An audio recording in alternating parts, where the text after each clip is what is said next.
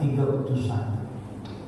Waja'a, dan telah datang min aqsal madinati, dari ujung kota, dari pinggir kota, rajulun, seseorang, yas'a, yang bergegas cepat mendatangi tiga utusan dan penduduk kampung itu.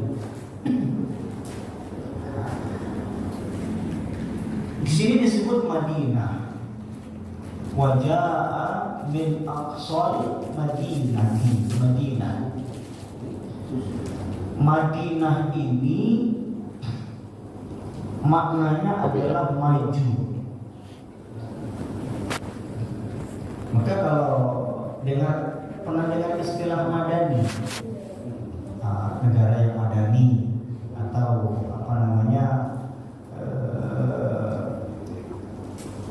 komunitas yang madani. Madani itu artinya maju, punya peradaban. Itu Madinah atau madani atau tamadun.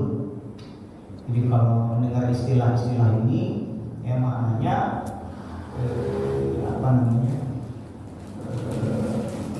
berkemajuan atau berperadaban, itu Madinah. Dan dulu kota Madinah itu namanya bukan Madinah, tapi Yasrib. Kemudian ketika Nabi hijrah, diubah namanya menjadi Madinah. Ya, mudah-mudahan kota ini menjadi kota yang berkembang, kota yang maju, kota yang berperadaban. Dari situ sumber atau muncul peradaban dunia. Dan sesuai dengan namanya, Madinah, yang pada akhirnya kota Madinah ini menjadi pusat peradaban dunia setelah Rasulullah SAW berhijrah. Dari situlah kekuatan terpancar seluruhnya ke seluruh pelosok bumi ini dari Madinah. Sesuai dengan namanya, Madinah, berperadaban, maju.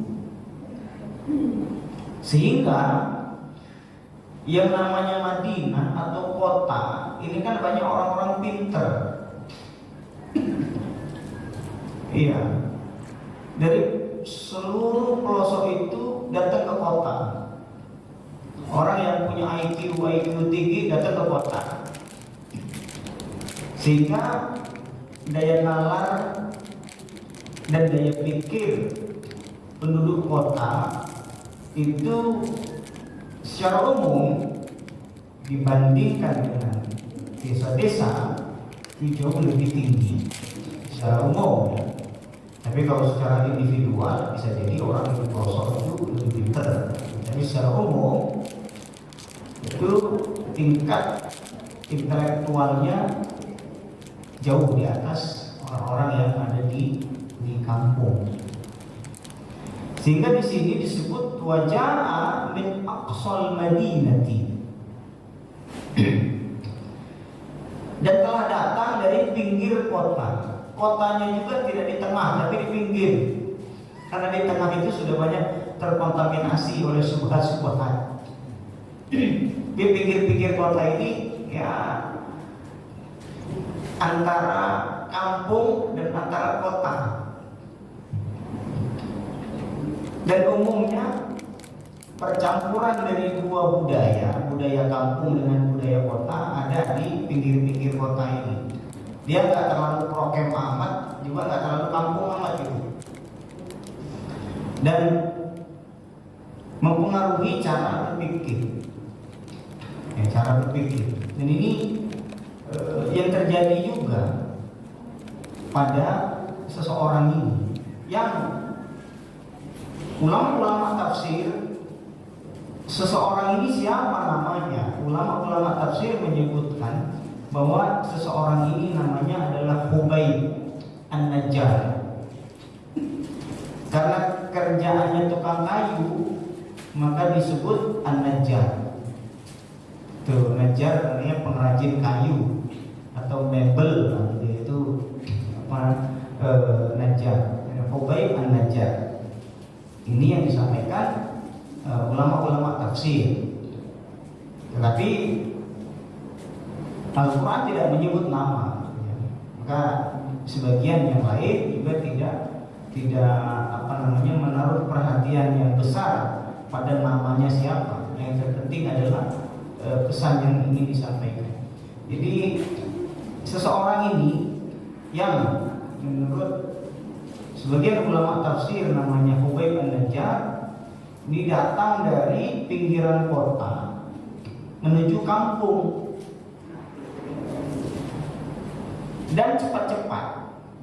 Yas'a itu artinya cepat-cepat. Ketika tahu kabar ada utusan ini dan tahu yang dibawa ini adalah pesan keyakinan ada kehidupan setelah kematian, dan itu dia yakini juga benar, makanya dia cepat. Ketika ada penolakan dari masyarakat kampung itu cepat, dengan harapan kalau dari penduduk situ yang yang menyampaikan atau yang menguatkan, ini kan bisa menjadi amunisi juga menguat. Ternyata dari kalangan kalian juga ada yang meyakini kekuasaan Allah Subhanahu wa taala dan kehidupan setelah kematian. Nah, kemudian terjadi dialog dengan masyarakat kampung. Qala ya qaumi ittabi'ul mursalin. Wahai kaumku, wahai masyarakatku, ittabi'ul mursalin, ikutilah utusan-utusan ini. Ikutilah utusan-utusan ini. Ittabi'u man la yas'alukum ajra. Ikutilah orang yang tidak minta kalian upah, tidak minta kalian bayaran. Wahum muhtadun, mereka itu berada dalam petunjuk, berada dalam kebenaran.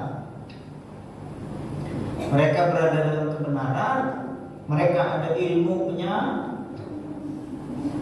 dan mereka menyampaikan ilmu itu, menyampaikan kebenaran itu kepada kalian, terus gak minta bayaran. Ikuti orang yang seperti itu. Kecuali kalau dia matok harga. Saya mendakwakan kalian ini, bayar sekian. Nah, ini kalian gak usah ikuti yang begini. Tapi ini utusan-utusan ini yang berdakwah kepada kalian, membawa kebenaran dan tidak minta balasan apapun, tidak minta upah apapun, tidak minta bayaran apapun, walau sepeser pun gak minta apa-apa. Murni datang dari diri mereka sendiri, keikhlasan karena Allah Subhanahu wa ta'ala. Nah, orang-orang yang seperti ini kan perlu menjadi pertimbangan. Jauh-jauh datang hanya untuk kebaikan kalian semua, tapi kalian disuruh tolak, rugi. Ini jadi ketika datang itu to the point, ya, langsung sampaikan seperti ini karena memang beritanya sudah tersebar bahwa masyarakatnya nolak gitu. Maka kata yang pertama diucapkan adalah ya qaumi ittabi'ul mursalin ittabi'u man la yas'alukum ajran wa hum muhtadun. Ikuti utusan-utusan ini, satu. Yang kedua, mereka tidak minta bayaran, ikhlas. Pahlawan tanpa tanda jasa. Yang ketiga, wahum muhtadun, mereka bawa kebenaran. Ini kan nasihat-nasihat yang real ada. Padahal Khubayb ini belum pernah ketemu dengan 3 utusan. Tapi yang menautkan adalah kebenaran yang dibawa oleh fitrah masing-masing. Kebenaran akan Tuhan dan kebenaran akan adanya kehidupan setelah kematian. Yang keempat, Wa ma liya la a'budu alladhi fatarani wa ilaihi turja'un. Ini kan logika yang matang betul. Logika yang matang betul disampaikan di sini di hadapan seluruh masyarakat kampung, dan juga ada 3 utusan juga. Dia katakan begini, ini kan resikonya nyawa nih, ya, resikonya nyawa.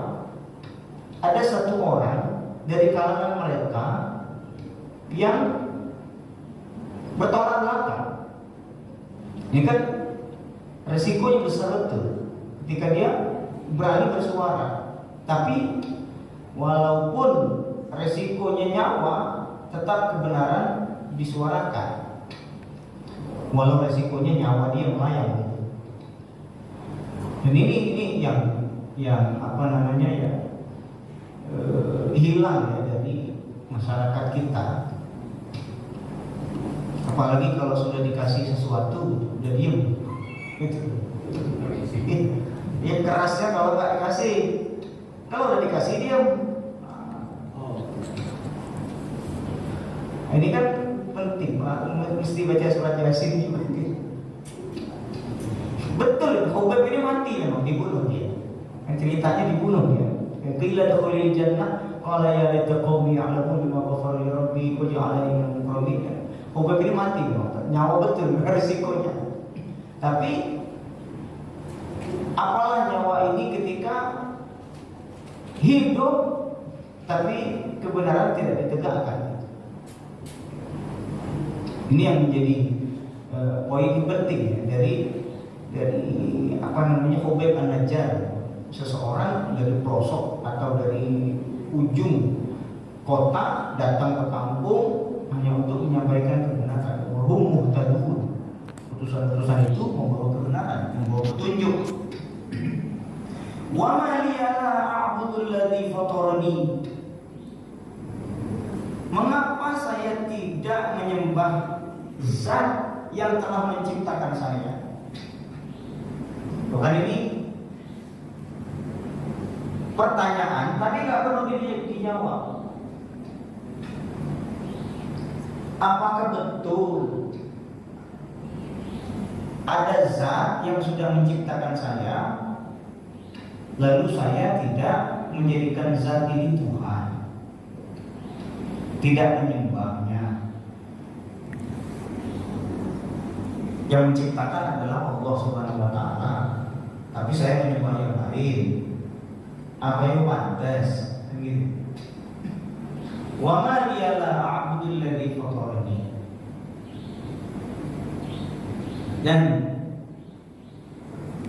mengapa saya tidak menyembah Tuhan yang telah menciptakan saya? Kan mestinya nggak demikian. Saya menyembah mestinya. Termasuk kalian juga, wahai masyarakat yang ada di sini. Jika ada Tuhan yang menciptakan kalian, mestinya kalian menyembah Tuhan itu, bukan yang lain. Kan gitu ya. Ini kan perkara yang disepakati oleh semua. Karena berketuhanan itu fitrah manusia, siapa? Makanya di sini disebutnya, tidakkah aku menyembah Zat yang telah menciptakan aku? Dia tidak membahasakan dengan yang Allah yang menciptakanku, enggak. Tidakkah aku menyembah Allah